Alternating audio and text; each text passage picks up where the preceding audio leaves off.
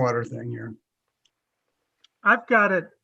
Well, Pam, you've got it to share. I've got it to I share do. also. So, okay. I can share it for you here when we get to that. We just have to do our beginning of the great. meeting stuff. Great. Come on. All right, so, Mr. Thompson, I am ready when you are. All right. Well, good evening, everybody. And I'd like to call to order. This evening's October 22nd Planning Board Commission for Bellbrook. Give a roll call, please. Yes, Mr. Tuttle, Here. Mr. Stengel, He's here. he's here. He's muted. He has to unmute.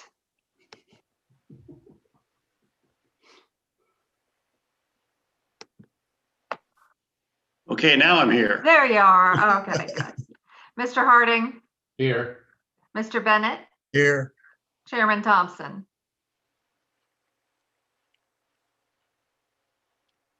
Here. Wait a minute.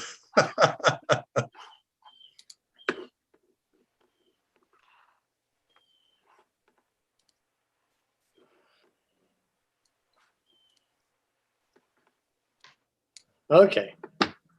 Now we got all the bugs worked out. Looking at the agenda, we have the approval for the minutes of 17 September. Is there any amendments or corrections or a motion to approve those? I move we approve the minutes of September 17, 2020. I'll second that, Ed. Thank you. A motion was made by Mr. Bennett to approve the minutes from the September Planning Board meeting, and this was seconded by Mr. Stengel. All in favor? Aye. Aye. All right. Thank you so much. In the old business, the vacant property registration. That is next on the agenda. So actually, we'd like to move that so that we can move up our special guest. Okay. Yes. Okay. Special guest first. Yeah, let's do them. All right, let's go. So are we going to do the 2006 Bonnie Dale first, Pam? Oh, no, I thought we'd have, Bill Sheeman and then, yeah, Mr. Okay. Schuman and Mrs. Taft do Okay, their that's fine. presentation. So Thank do you want to introduce yourselves? Sure. I'm Hope Taft, and I am chairman of the Little Miami Watershed Network that is headquartered in Bellbrook, Ohio. She's a lot of other things also. Hope, I work with Hope on the Little Miami Watershed Network, and we are also both directors of the Ohio Scenic Rivers Association, which is a new statewide group working for the betterment of scenic rivers across the whole state. And of course, the Little Miami River is one of those, the oldest one of those. And one of only 3 that is also a national scenic river. So we're right up there with the Snake and the Colorado and all those other famous places that you probably drive long distances to get to on vacations.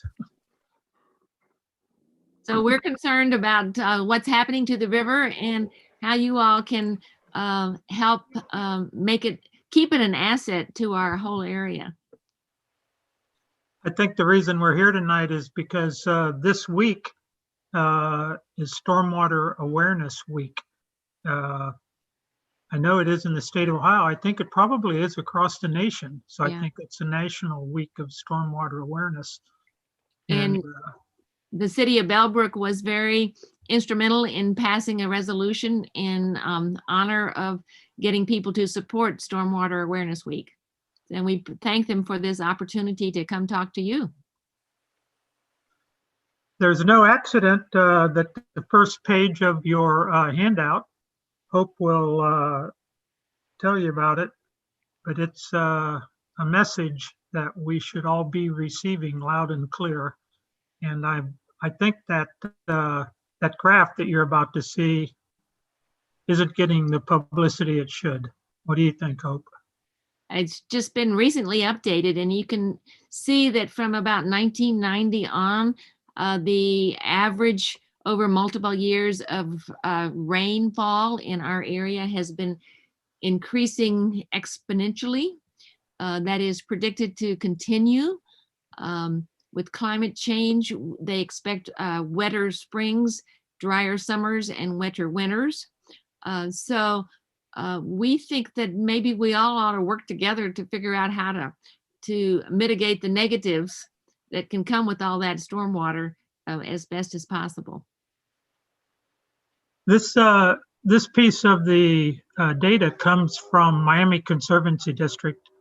They have a long history of monitoring rainfall ever since the Great Flood of 1913.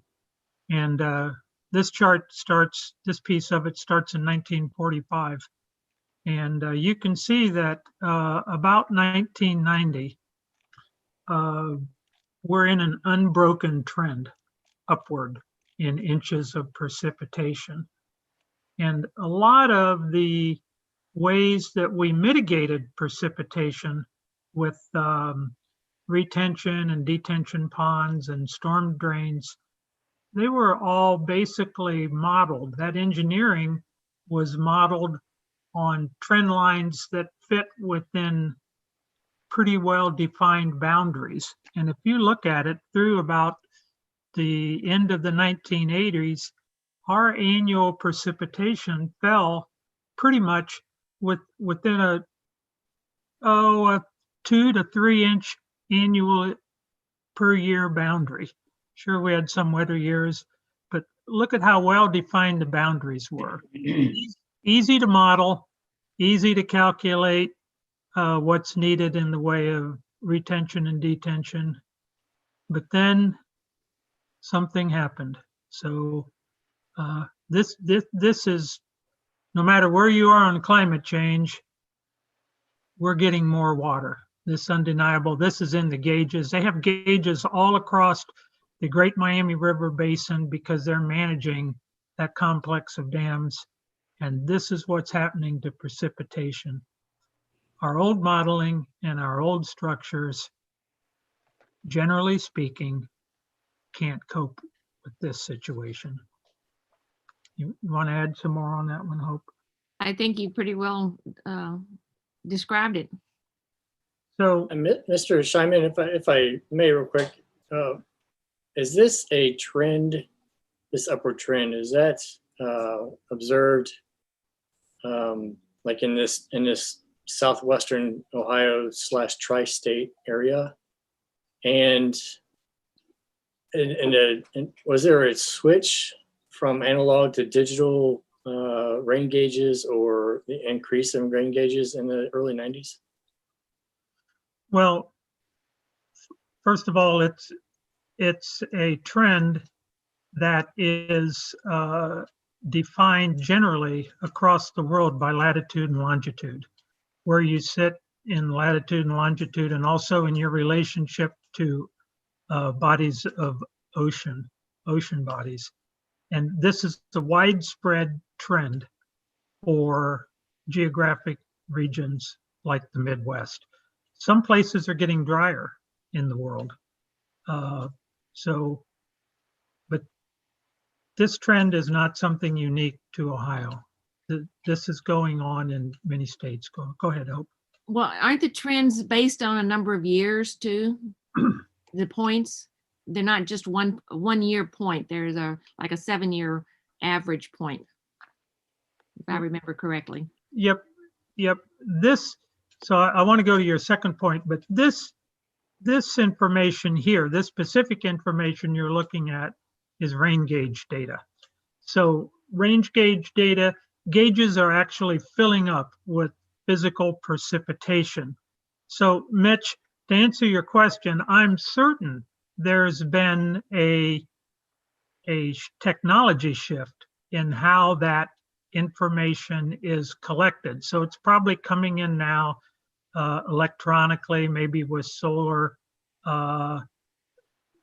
and radio information. But the water weighs a certain amount, okay, 8.33 pounds a gallon, and they have transducers now that I'm sure measure the weight of that water, and they can convert it to inches. So I'm not into that, but all of the data that you see from the U.S. Weather Bureau, they've had technology shifts throughout the history of collecting the data. And it's my opinion that all of that it's not relevant to this graph. Okay, this graph is the actual reflective data for inches of precipitation. Okay, so I think there's no question there's been technology shifts. They can't account for this. They can't account for any of this. So the professionals that measure this, if there were something in technology, they would have to factor it out. They would have to mitigate for it. It's purely inches of precipitation. Did that answer your question? I don't know whether you're satisfied with that, but No, that answers the question. I was just looking at, the roughly 2-inch gap, or the 2-inch trend line there from 45 to 85, 90, Yeah. something like that. If that was all analog and it was in-person readings compared to the technological shift in the 90s, or if there's any other shifts in data collection that would augment this this graph. I'm not aware of any. Certainly there's been technology shifts, but that should all be factored out in this data. Bill, doesn't this increase in precipitation, doesn't that beat having a drought? Or not? Yes, absolutely. So it's absolutely beats having a drought. In our geographic position, we're looking at warmer and wetter trends. Okay, that's where we're headed. They predict that within the next 50 years, maybe 20, 25 years, our summers will be more like Arkansas is now experiencing, and our winters will be more like North Carolina and Virginia. So we'll be having hotter summers, drier summers, and I can guarantee you that's happened this year. You could walk across the Little Miami River right at our house. There was islands I'd never seen before in the middle of it. And it's definitely very, very low. And yet this spring, we had one of the highest floods that we've had since I moved to the Bellbrook area. It went up to the 9th step above our floodplain area.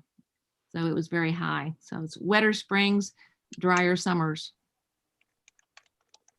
So Denny, you raise a really good point. I mean, so if we had our choice, we'd choose to be on this side of the side of the equation. But with that are the challenges that we're here to talk about tonight, which is how do you deal with this? And all the evidence on the ground, the physical, operational evidence day to day indicates we're not dealing with it very well.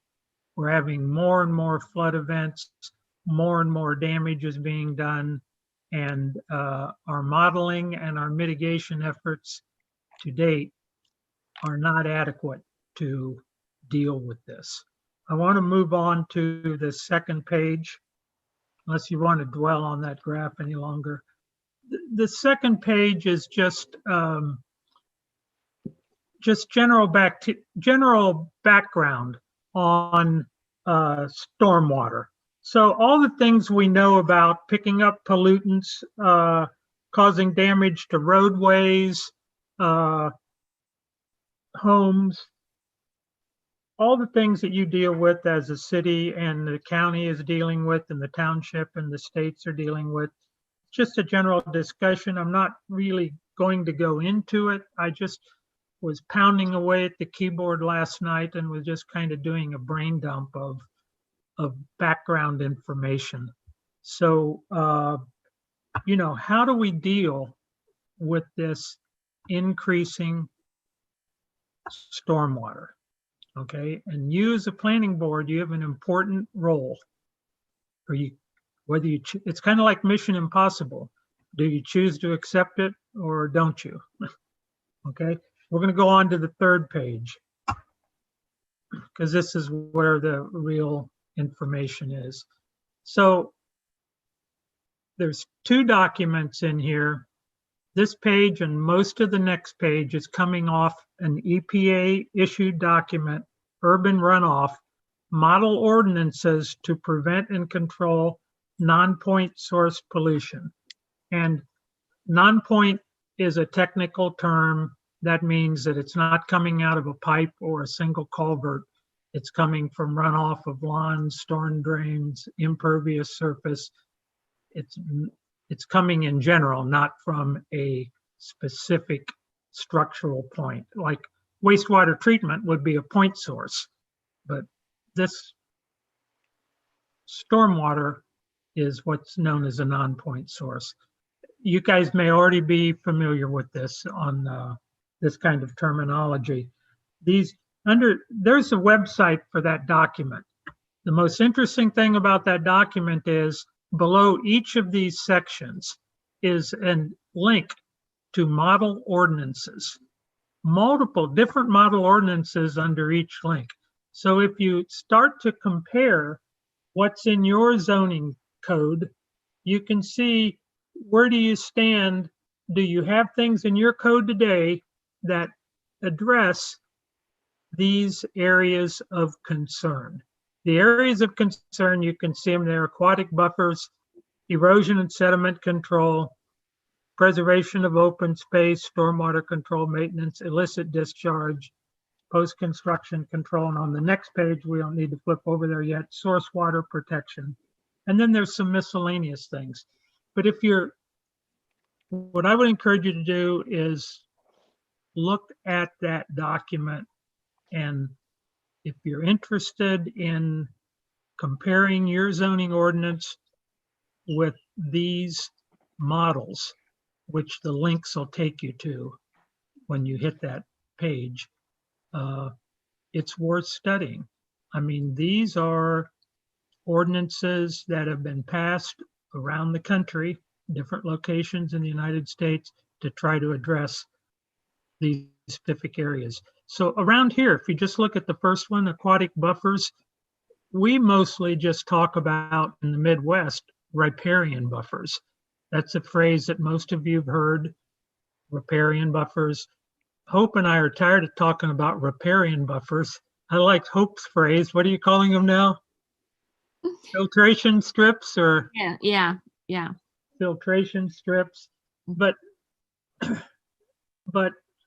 you know, aquatic buffers are what the EPA calls them because, you know, the EPA is concerned about the entire United States, and aquatic buffers include structures that are meant to mitigate storm surge and high tides and things like that. But around here in the Midwest, aquatic buffers are basically all about riparian buffers.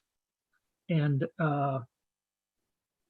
I don't know, I've never read your zoning in the end. I worked on the zoning board in Sugar Creek Township for 12 years, and I've looked at your zoning over the years, but I've been out of it for a few years now.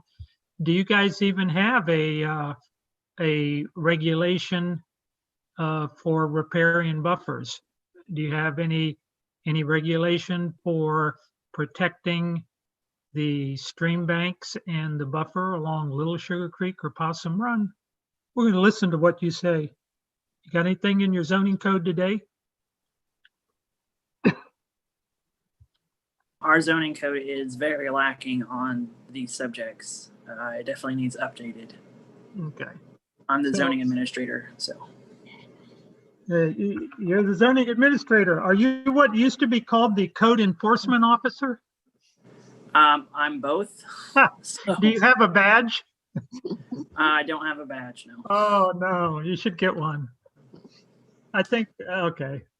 So, so we're just going to run through, this is the meat of the thing tonight. And I hope, Hope just hops right in here, but we're going to look at these bullet points. I pulled these mostly out of the EPA document. The rest of you ask questions. I've just got the key points under each one. So riparian buffers, the main thing, if you decide to put something in your code about them, are specify a size. The bigger, the better. Right. Uh, Native plants, the better. The more native plants, the better. The bigger, the better. Because that's, it's those trees and prairie plants and grasses that clean the water before it gets into the creeks, the streams, and the river. It slows down the water, so there's less erosion of your banks, and it allows wildlife to find safe places to travel and to live in and out of the water. So it's really important. It's the first line of defense almost for stormwater. Yeah. So regardless of the environmental impact for animals, I mean, that's your first stop sign or slow ahead for stormwater, are those natural buffers like that. The key points underneath of them, after you specify size and maybe make some direction, like Hope said, about using natives. If you put something in the regulation, then it's going to be Jessica's job to go out and monitor and enforce the regulation. And the common theme throughout here on every one of these areas of concern, I'll call them, it takes staffing. If you don't have staffing, it doesn't do you any good to write them in the regulation. Go ahead, somebody else speak. Any questions? So the last one under aquatic buffers is one I put in there. It's important, but it's not really a planning board or zoning issue. Cities, villages, and townships, they own a lot of land that's adjacent to streams.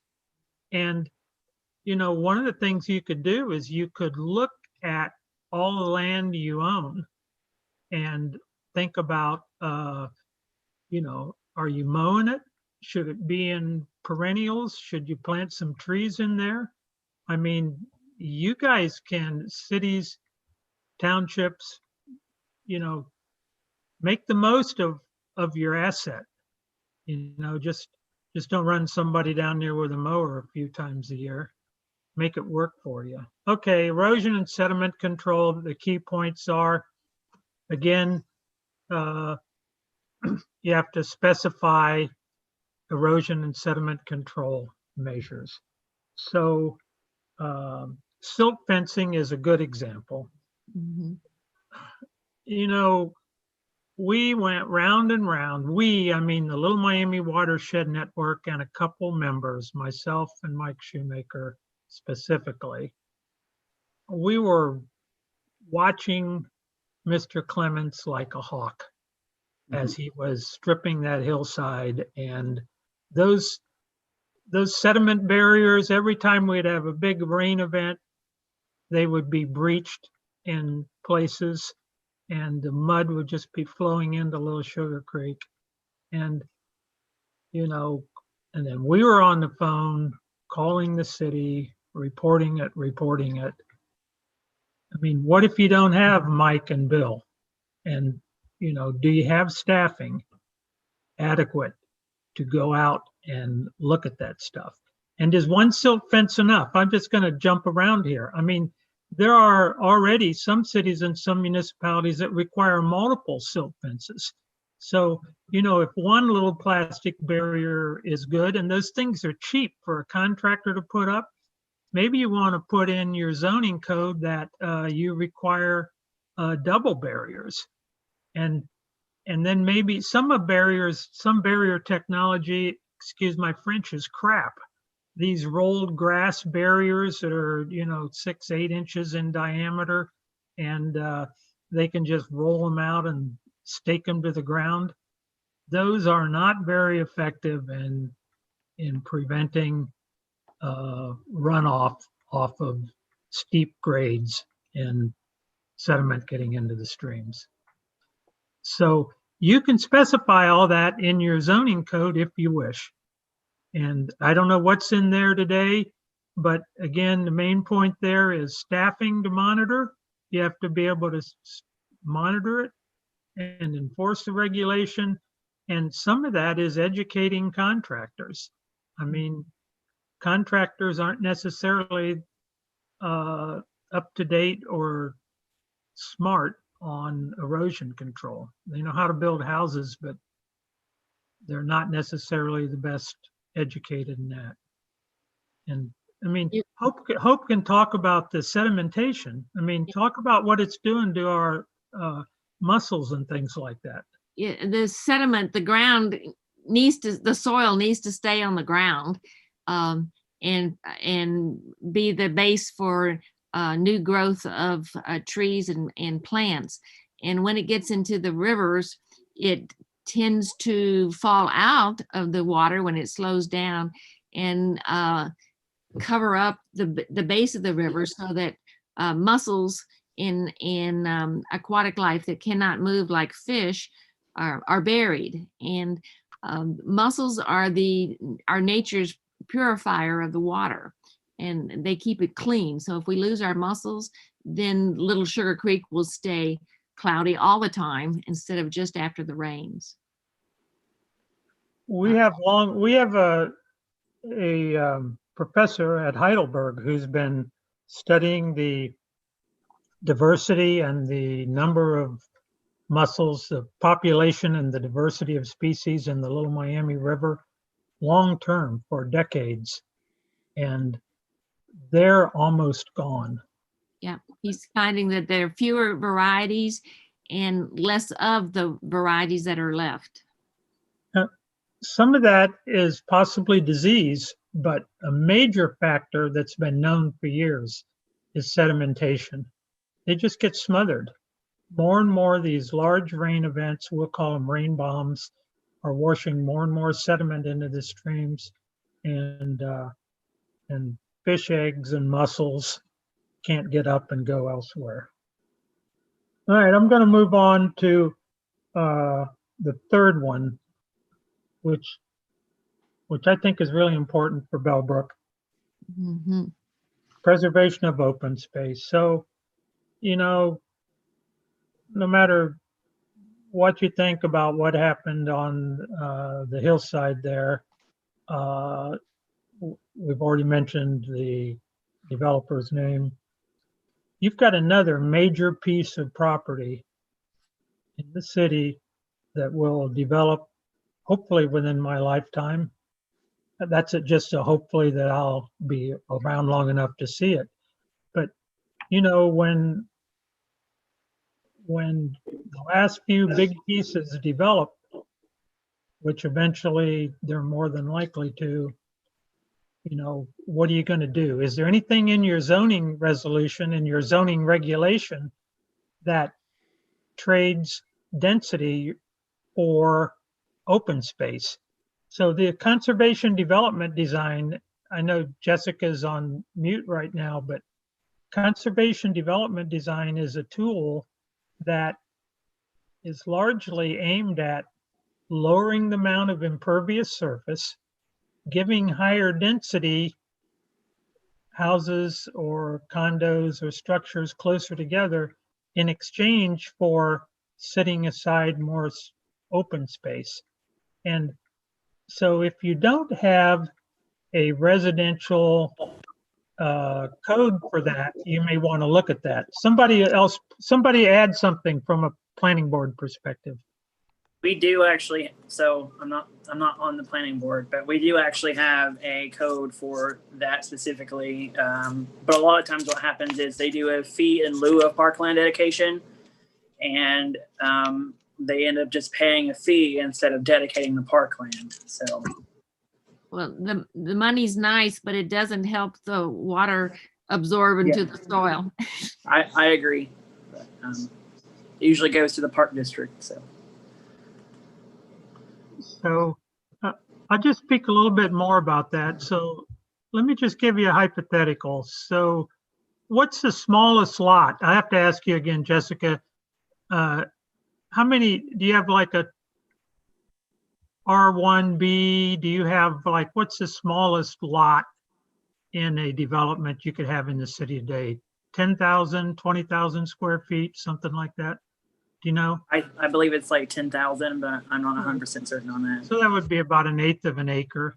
Okay, so let's say that you had a 20 acre piece of property in the city limits that you wanted to save as much of it as you could.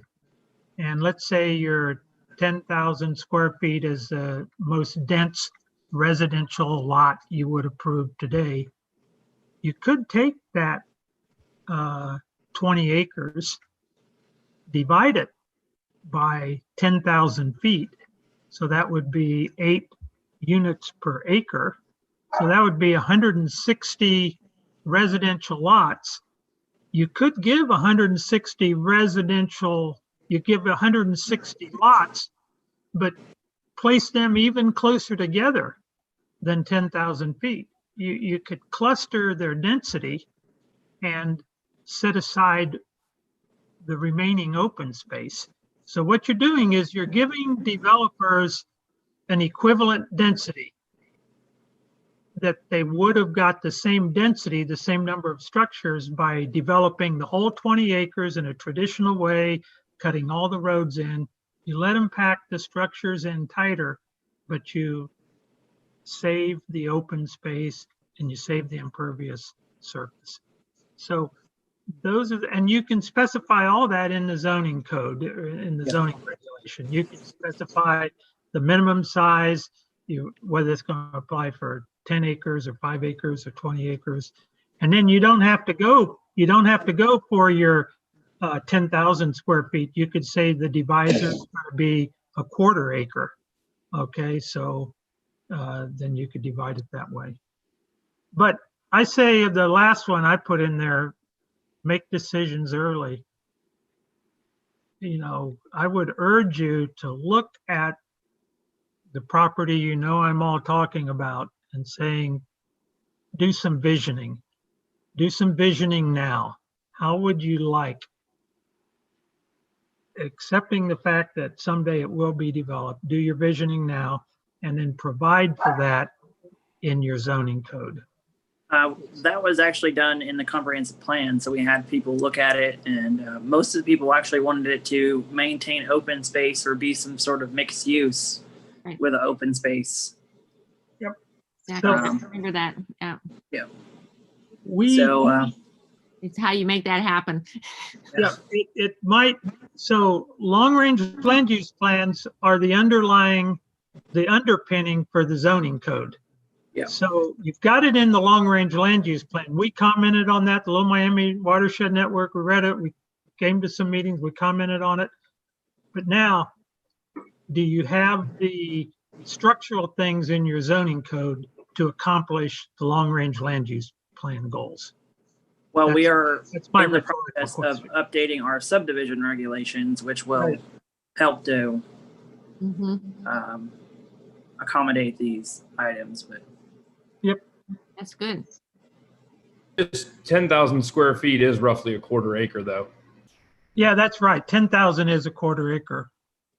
45,600 is an acre, is that right? 43,560. 43,560, okay. How soon I forget.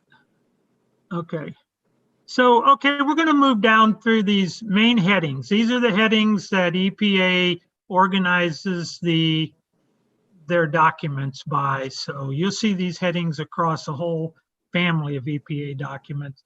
Stormwater control and maintenance,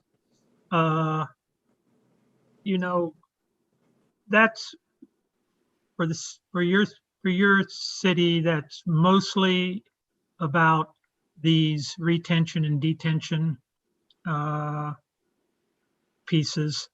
And, you know, does your code, here, my question for you is, does your code say what's going to happen to those retention and detention facilities if the homeowner unit fails? So homeowner units go out at some point.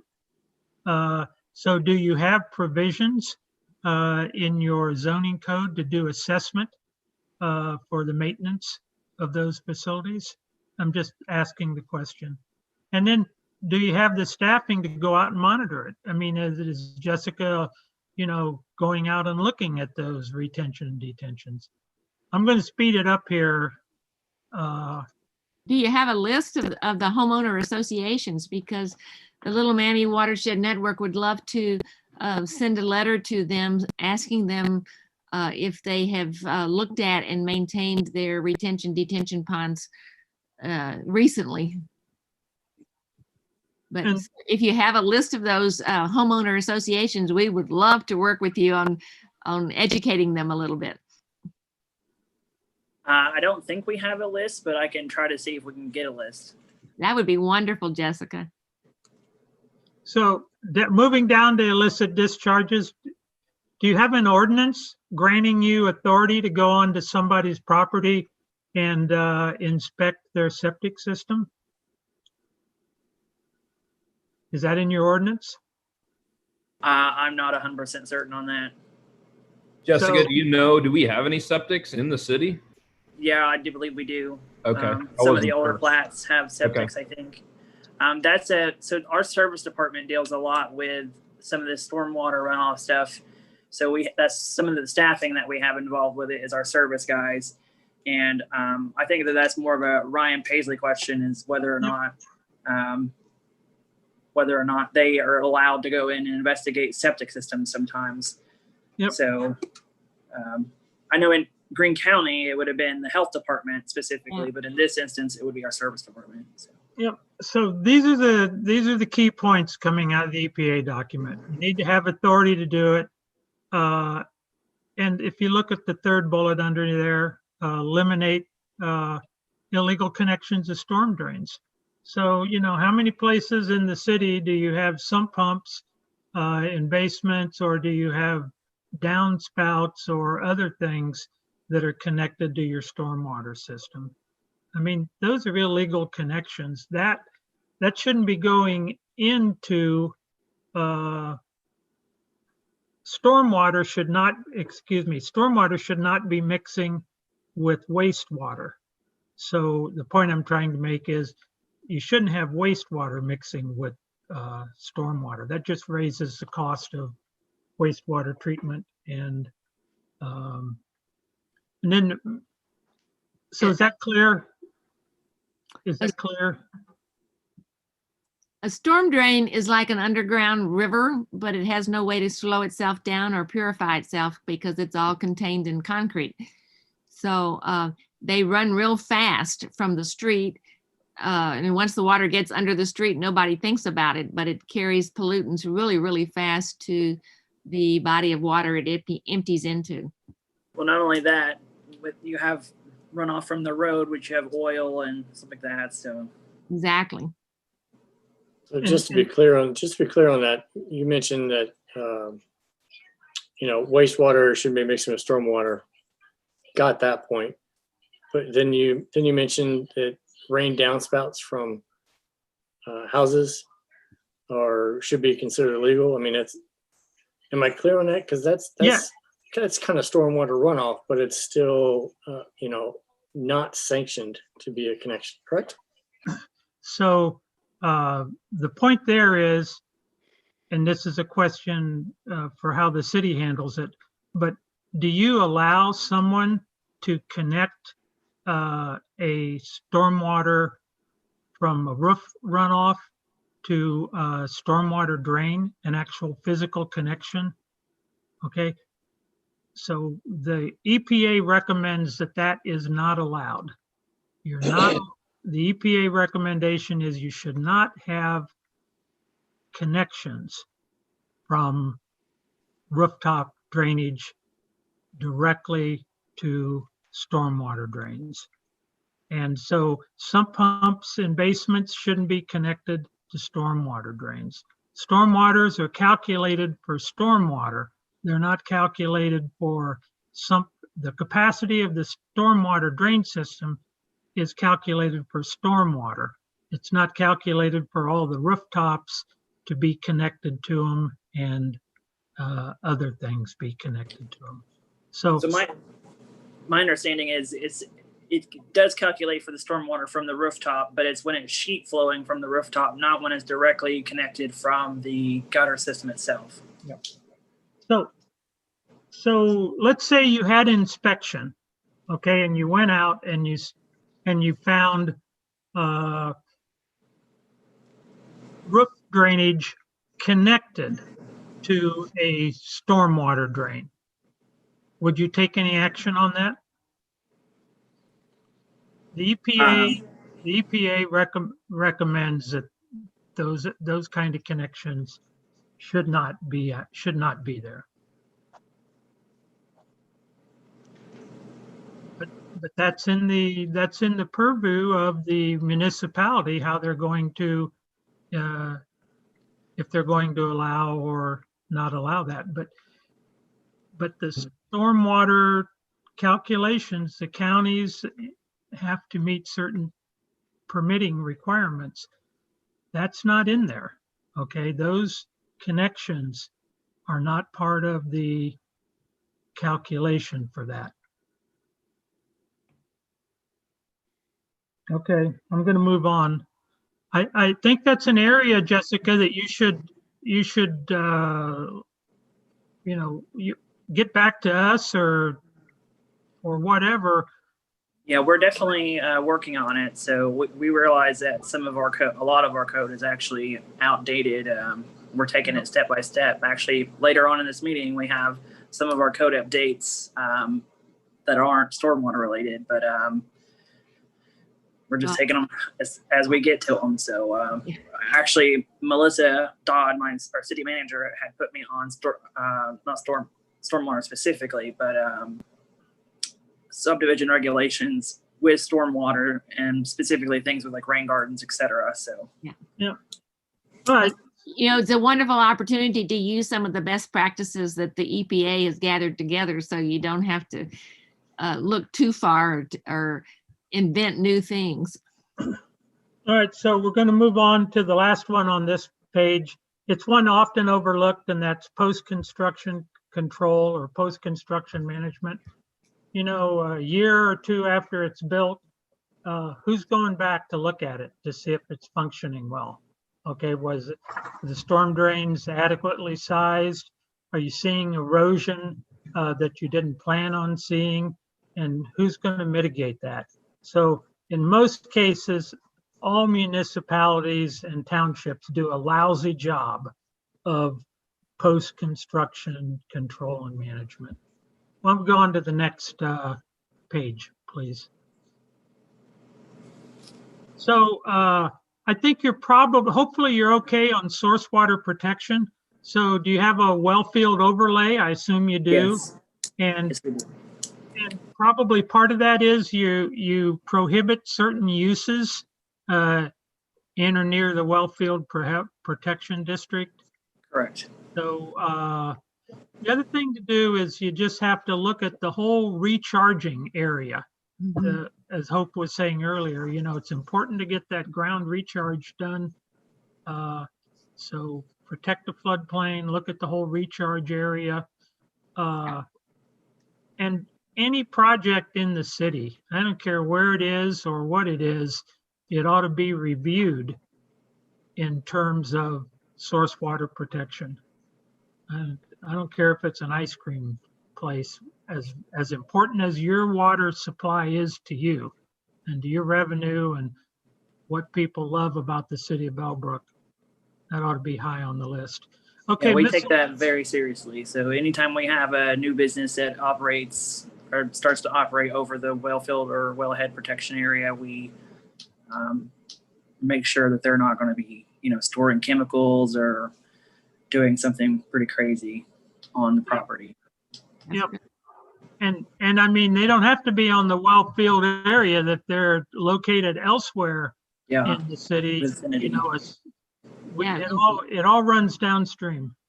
You can take Allwood as an example. They've got the Forever Chemicals, but they didn't come from their property, came from someplace else.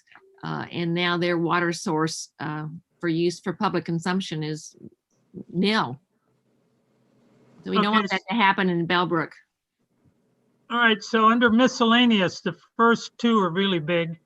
Compensatory storage. So if you've never heard that term before, compensatory storage is where you have something in your zoning regulations that say, if you fill in 1 foot of floodplain, you have to create a foot of floodplain somewhere else.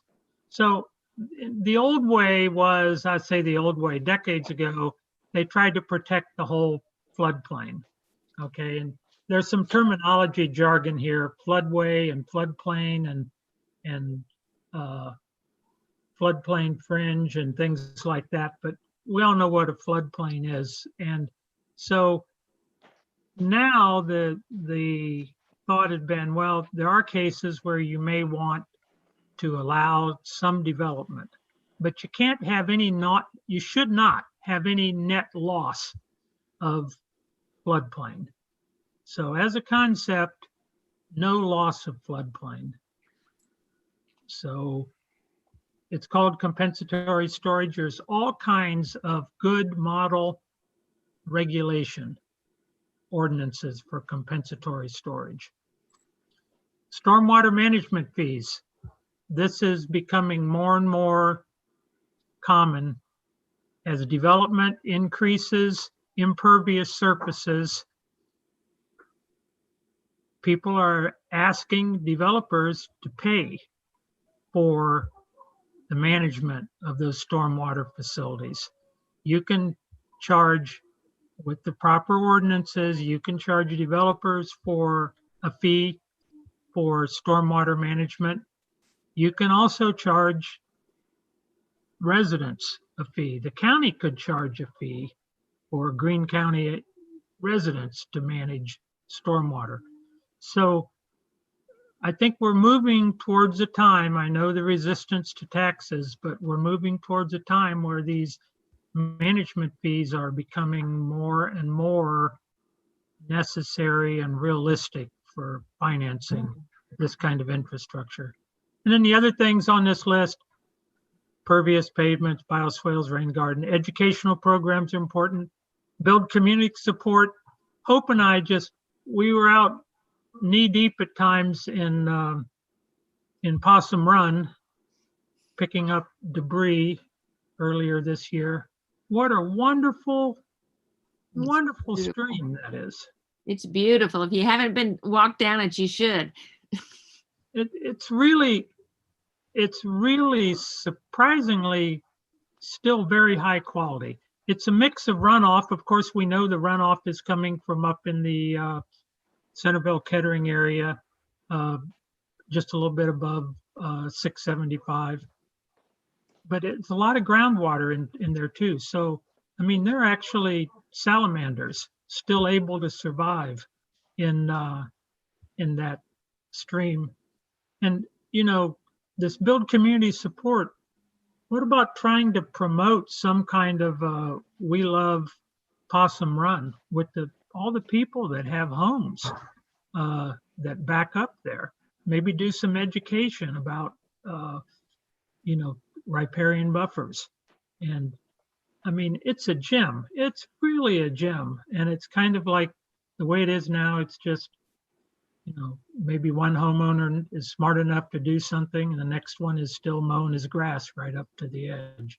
It's kind of like Denny, you and Carol did down there on Brewster's Run when you took care of that lower section in your old house. It's just beautiful the way you maintained it back there. We So, tried and, it would flood every year, of course. Yep. We've seen picnic tables going down Brewster's Run. Yeah. But I mean, that's educational outreach and building community support. There's kind of an identity there. Yeah.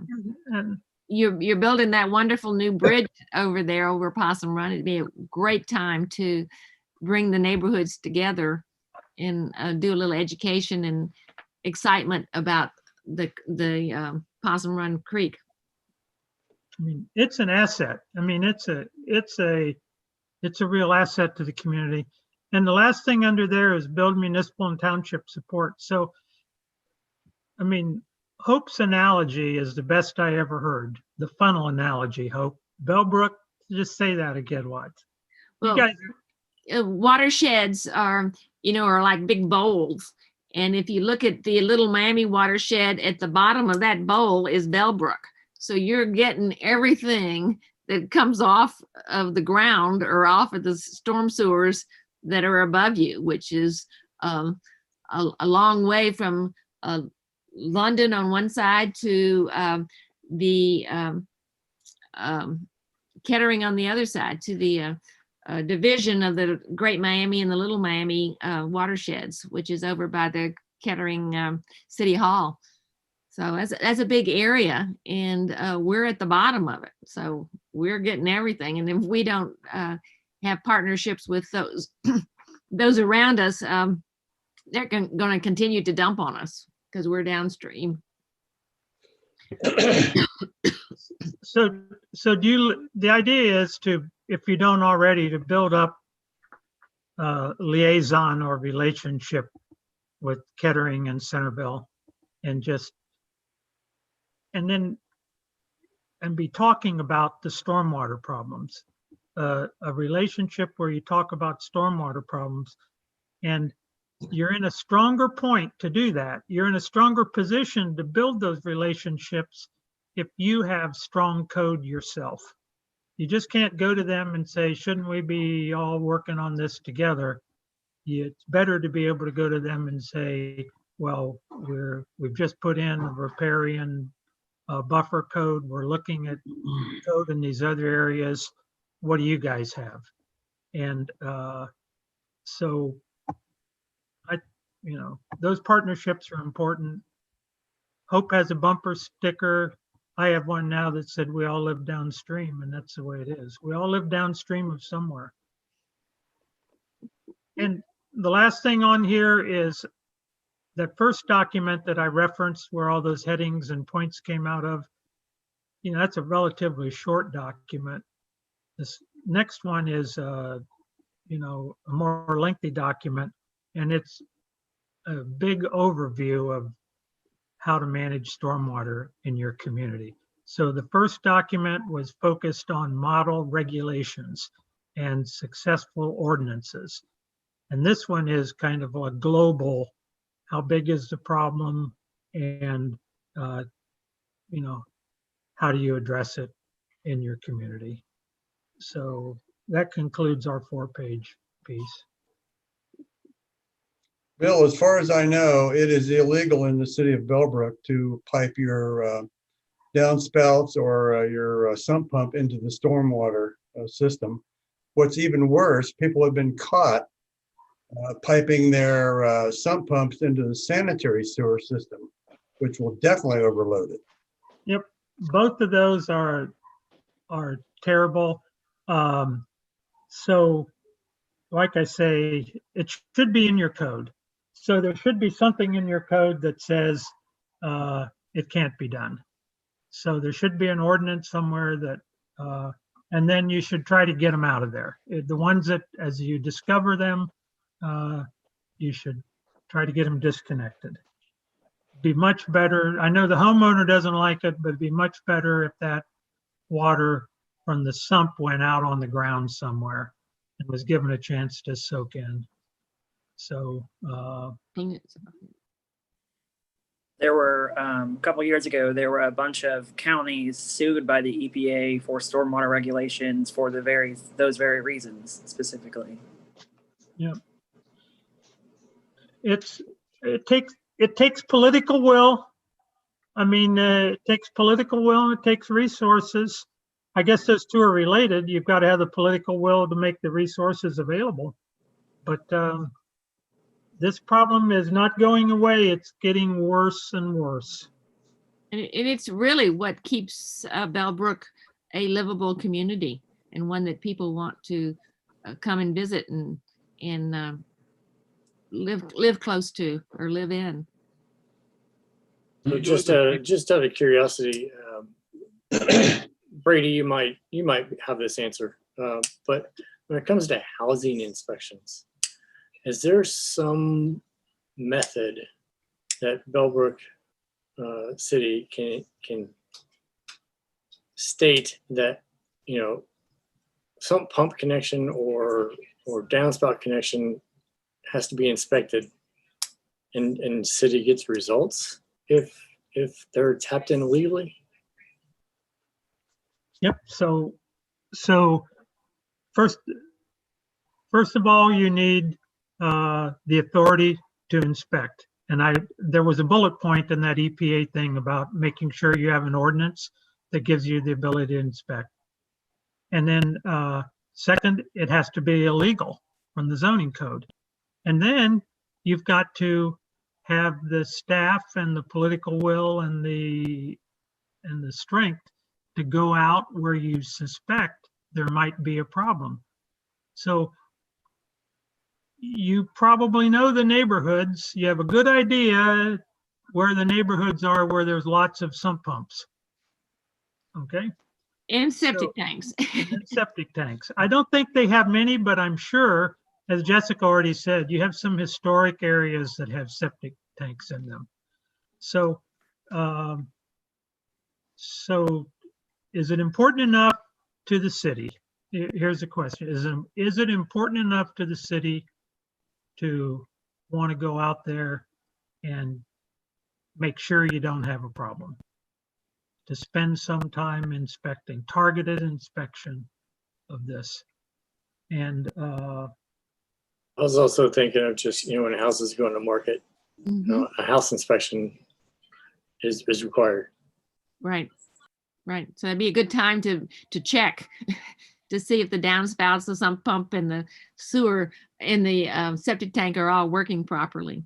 You know, I got an interesting graph last year that shows the use of the groundwater in the Little Miami River Valley, and 82% of it is used by people, which means that we're drinking it. And that we need to do everything we can do to keep it of high quality so that the treatment of it doesn't have to be any more expensive than it has to be. And that either the treatment to clean it on one end or the treatment to make it purified enough to use for humans on the other end are not any more expensive than they have to be. But I thought that was unusual. It shocked me to know that 82% of the water that seeps into the ground and the aquifer underneath the Little Miami River is used by people. And not by agriculture, not by industry, but by people. I'm surprised it's not more. So yeah, thank you for your time in this presentation. Mitch, I want to. Yeah, go ahead. I want to go back to your point just for a minute. I love the point you were trying to make, and I think it's totally doable. The city can pass an ordinance that says, beginning January 1, whatever year, it's a condition of sale in the city of Bellbrook that all properties must be inspected for proper, and then you can state you want to inspect all septic systems and you want stormwater connections. That can be a condition of sale that you could put on, and then gradually, as properties turned over the decades, you would know one by one. You wouldn't be able to find the person that, you know, did it themselves after they passed the inspection and maybe made a hookup. But that's the first time I've ever heard that idea, and I think it's an idea that's worth looking into. Yeah, it's just I would think it was just it's another way to combat this, just in a non-invasive way. Mm-hmm. Mm-hmm. Yep. Again, thanks for your time in this presentation. Any other questions from the board members? I would like to say one thing about Mrs. Taft and Mr. Sheeman, that we are darn lucky to have them in our area, and they're ever vigilant. And we really, really, really appreciate both of you taking your time and effort. It takes a lot of effort to do what you're doing, and it's appreciated. Well, thank you, Denny. And we'd be happy to help you with any of the next steps that you want us to help you with. Believe me, we'll be calling on you. It's a labor of love for us. Yeah, I know that wasn't a motion, but I'll second that one. All right, guys, carry on. Thanks very much. Thanks, Thank Pam. you. Thanks, Jessica. Thank you. I think I'm going to sign off. Time to. Bye. Bye. Thank you. So we keep following the agenda. We're looking at the, as my dog goes nuts, we're looking at the old business, correct? Is that what we're going to pick up? That's not me. Yep. So the, I think we should maybe do the Bonnydale Drive so that gentleman doesn't have to wait. oh, okay, yeah, okay, yeah, sure. I didn't know he was online. Welcome. So the request is to rezone 2006 Bonnydale Drive from O1 office building to R1A one family residential. The request is to essentially rezone it back to its original intent.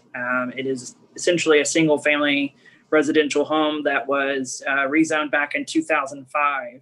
And I sent over some minutes from the 2005 meeting. It was kind of late that I sent them over, but back in 2005 even, it seemed like the planning board back then wasn't entirely okay with it being office. So I think going back to residential in this case is beneficial to the community and the surroundings. So staff has no problem with moving forward to rezone it back to residential. And that's it. That's all I have to say about I it. have no problem. I think it should go back to residential, and I was on city council in 2005 when it went to zone business because of the optometrist, Dr. Hulsman, wanted it to be his office. So we zoned it residential, and I'm sorry, business, because he wanted that next door to him to have his office there. So anyway, and then he sold it, and anyway, I think it should go back to residential. Yeah, I have just one question, and I think I know the answer, but I want to throw it out there. How does this fit with the comprehensive plan?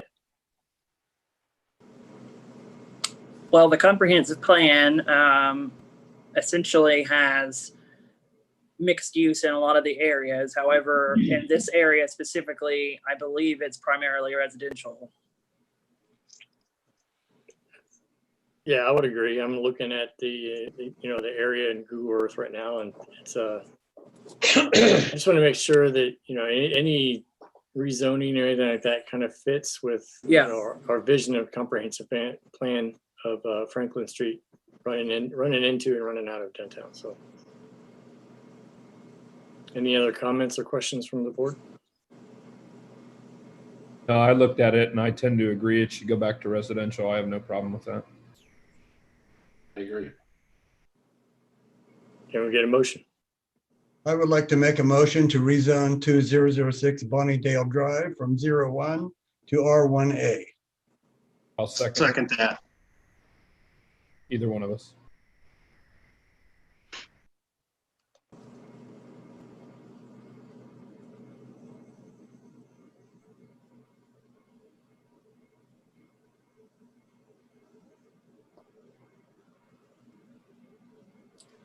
Pam, I think you're on mute.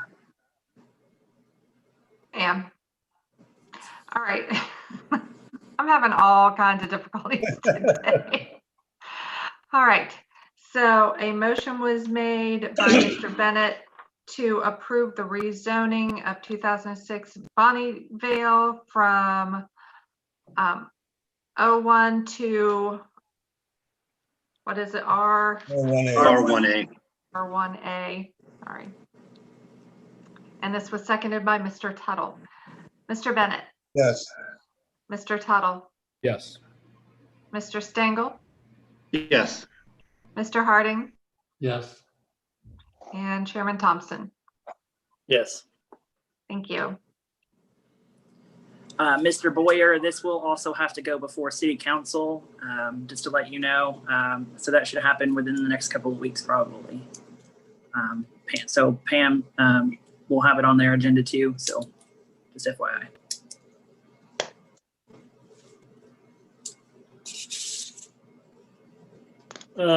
So looking at the last remaining pieces of the agenda tonight, we have the old business, and then we have just a review, what I think is a review of Article 14. If that is correct, and it's just a review, can we go to the old business first?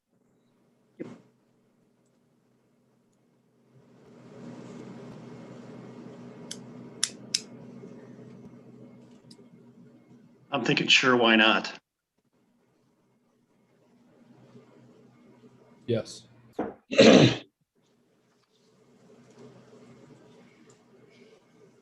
So the old business of vacant property registration, I think you all had, just looking at the minutes from the last meeting, I think this was the topic of discussion. So are we picking it up from there? Yeah, so we had just given it to you guys, so I would be curious to see if you had any comments on the vacant property registration itself for us. That way we could put some in and get it back to you again for re-review. That way we can move forward with it. Or if you guys liked it in general, we would like to know that as well. Or I read through it yesterday morning, and I like what I see so far. So yeah, I realize this is a work in progress, but let's go ahead and keep going through the process you're doing now and coming back to us so we can read through it some more.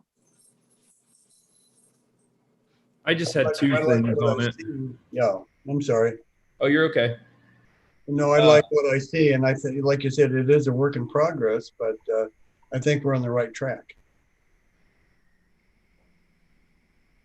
I guess my first question just has to do with if it's a rental property, I guess, from the way I read it, essentially, if it's a rental property that they can't fill in 60 days, they have to register it.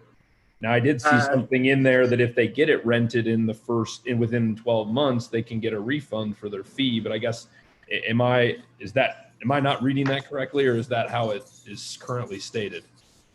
I believe that's how it's currently stated. So we don't want to be too strict on people.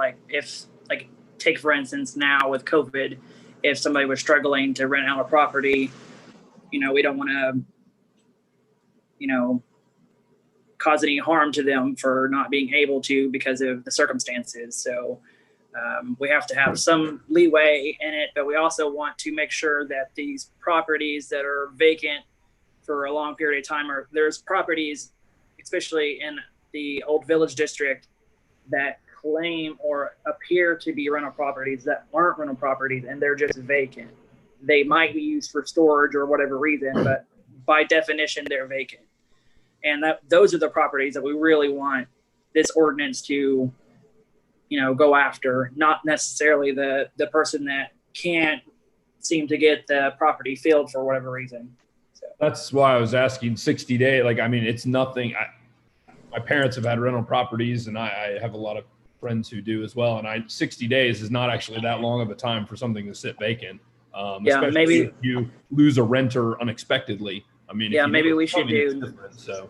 Maybe we should do 90 days. I just want to make sure, I just want to make sure that I'd rather them not have to pay, I guess, if they're actively trying to rent this thing. If they've got advertisements or, leasing signs or something like that, and they're actively trying to rent it, I'm okay if it sits vacant for, even 4 to 6 months, so long as they're actually actively trying to rent it. I guess I just want to make sure that we're not forcing those people to have to register, pay money, and then come back and try and get a refund from us when they truly are just, without a renter currently. Yeah, I mean, we can update the verbiage to make sure that it, says maybe something along the lines of, like you had stated, where if they're actively seeking, residence or rental, then, we can waive it or per the zoning administrator or whoever. So. And I'm okay if that's more of a residential thing, I guess, for me. I mean, businesses, sit vacant for long periods of times before they get renters in there. But I was thinking more of a residential property or something like that. Those can be harder to fill at times, depending on the market and the economy, things like that. So that was my first thing, I guess. If we can put some way in there just to kind of cover, even if it specifies residential properties specifically. Yeah. And then the only other thing. There was section 1454.04, and it's the inspection requirements. And I guess this is more for you guys. Is 20 business days enough for you guys to get out there? I mean, I can imagine certain times a year, circumstances where you may not be able to get there in 20 days. I just want to make sure you guys have enough time to get out and actually do the inspections that we're demanding them to let us do, if that makes sense. Yeah, that's a good point. 20 days is a pretty quick turnaround. So, that is something that we should probably look at. So, okay. I just want to, like I said, I'm more worried about you guys. I don't want you to, tell them, well, you have to let us inspect in 20 days. And then you're like, well, we can get out there in 4 weeks, I don't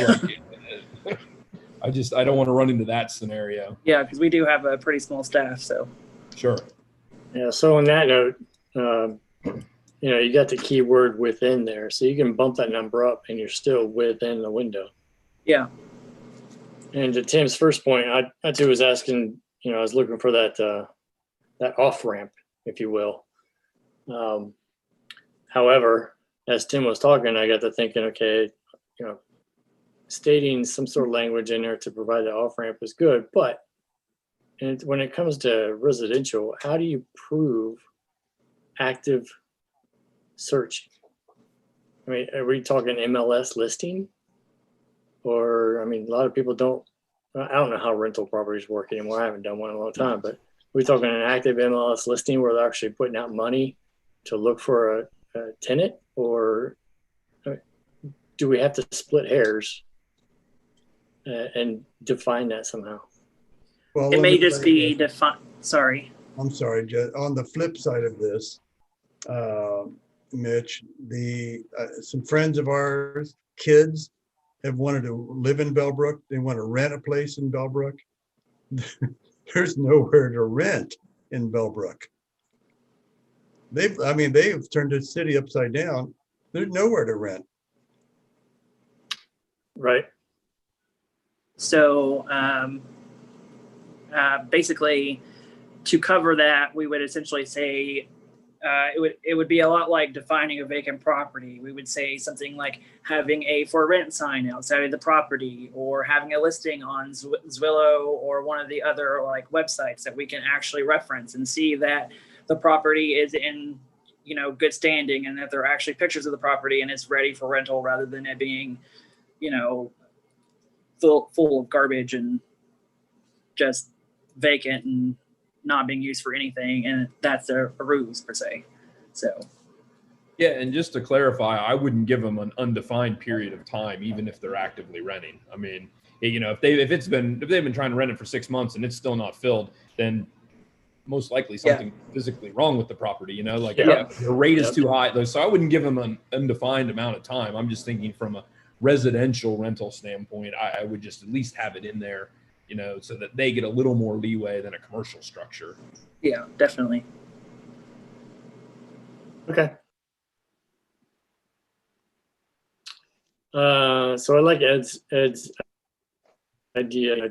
Is this an improved living document? Keep working on it and bringing it back. I don't recall that any of this conversation we stated, hey, what about this? Well, I take that back. So we had a couple areas right there that we just look at this or look at this, like the timeline of inspection, correct? From the last meeting? No, just from this conversation. Yeah, we just have a couple things that we would bring back essentially, and you would revisit it and Those are the only two things I would look at. I mean, if those were the only two things that were in red, they're the only two things that, I mean, I read through the whole thing. I didn't see anything else that even was a red flag for me. Unless you guys know of something you're still working on with it. I mean, if that's it, then we could just change those and I guess send it on to council. I don't know, Pam, what's your opinion?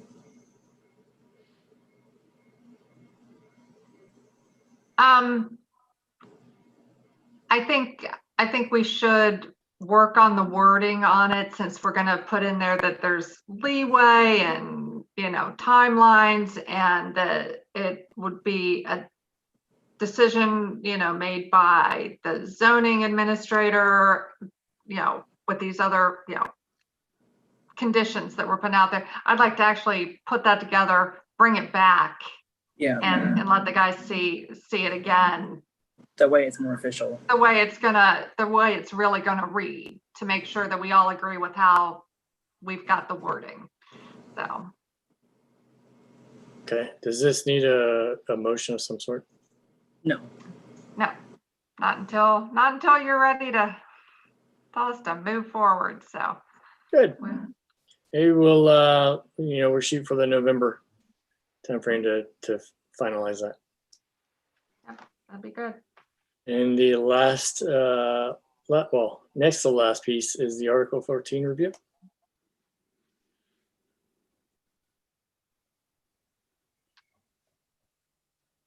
And again, this is just wondering if you guys had any sort of specifics that you've seen in Article 14 that stuck out to you, or anything that you thought might need changed or addressed.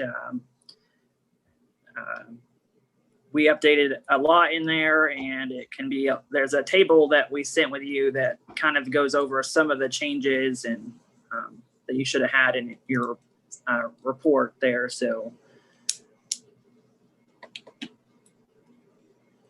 and again, you don't have to make a motion tonight or anything. It's just to help us move forward with it. So. I didn't have any, I read through that. I didn't have any issues with any of it that I saw. As far as the materials and the detailing on the buildings, I would love to help and make some suggestions on adding more language to that part of it. Yeah, definitely. If you want to send over any language like via email to me that you think would be beneficial, I'm totally open to that. So. Okay.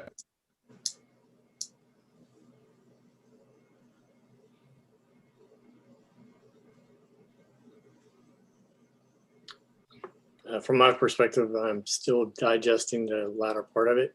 So if I have any comments or anything like that, I'll just email the group.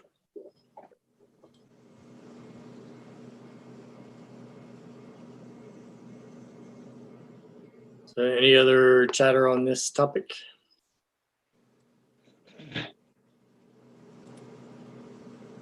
Open discussion. Can I bring up something that has nothing to do with the planning board? We are in open discussion. Okay, we're in open discussion. Well, and this is mainly for Jessica and Pam. If you could relay this to Melissa. My wife Carol and I are like, this happens all the time. For example, we're driving downtown Bellbrook and we're at a crosswalk, and a couple days ago, there was a young woman with a baby in a baby carriage wanting to get across a crosswalk. Well, Carol and I stopped, of course. And of course, nobody coming the other way will stop. So it's really dangerous. I think what we need is something like Yellow Springs. Right. Those cones or something in the middle of the stinking street that will catch somebody's attention to say, hey, the minute somebody steps in that crosswalk, they have the right of way. Yeah, this is something that I have discussed with Melissa a little bit, because there are a couple areas where we were thinking about putting up test crosswalks, specifically between the library there and the dairy shed. So I think that's a good idea because you are right. And that will help with our walkability because we need people to slow down and recognize these pedestrians rather than, blowing by, someone who's with their child trying to get across the street. So, Yeah. and I think the best solution to that is something like Yellow Springs has, something that catches your attention. Right, yeah, I brought this up a year ago or so. And I said, we need some signs, and the city maintenance people put up signs on the curb, and they're invisible. Oh. And I'll just add to that. So before COVID shut everything down, we actually, Melissa had talked to council, and we were gonna do a trial crosswalk there between the library and the dairy shed area. And we were gonna get one of those narrow signs that goes in the middle. So it doesn't affect the traffic, doesn't stop traffic, but it would highlight. Is that what Yellow Springs has? Yes. Yeah, there specifically has some blinking effects to it, so Yeah. it catches your attention a little bit more. But yeah, Yeah. I think So- anything at this point is better than nothing. So Yes. as much as we can do. And then also one of the things Melissa reported to City Council at I think it was the last meeting, kind of blurring together, was that she and Ryan Paisley had been walking around the city and identifying some areas that we want to put in crosswalks. So the crosswalks are very much on the radar. So, but I like that we do need to definitely make them stand out. So is this an issue of speed or just not being aware? Both. Yeah. So But I think mostly not being aware. I don't think. I love the idea of the blinking catch your eye signs, but and this is maybe a little more expensive, but the issue of raised crosswalks could slow Yeah. down traffic at strategic Like a- points in the city. Speed table or something like that. I think the Yeah. problem with raised sidewalks or crosswalks is that they can have a tendency to slow down ambulances and fire equipment, and that has a negative effect on first responders. So I don't That is know. true. And also, they have a negative effect on snowplows. Yep, that too. All right, scratch that then. Good idea. Good idea, Mitch. We can make brighter crosswalks though, so we can paint a brighter crosswalk instead of just having white lines. We could put down a big bright green crosswalk. That way, people see it when they're going down the street, rather than just seeing two white lines that just blend in with the rest of the road. You see this big green thing on the street, and you're like, "Well, what's that?" Well, that's actually a crosswalk. And Yeah. it brings your attention more so than just two white lines. That's some innovative things that you can kind of do to get people to look at it rather than just drive by it. So. And I think the Yellow Springs, yellow cone things in the middle of the road have that this is a state law. You have to stop. You have to yield to pedestrians. On another note, the new bridge culvert, geez, I can't remember what street it is now. That looks amazing. Said so. That looks amazing. I walked across that tonight with a dog, and it's because I run that area every once in a while, and it's a lot more open with that new style bridge.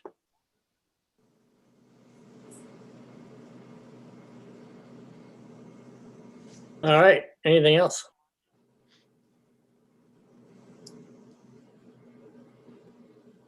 Get a motion? I would like to make a motion for adjournment. Seconded.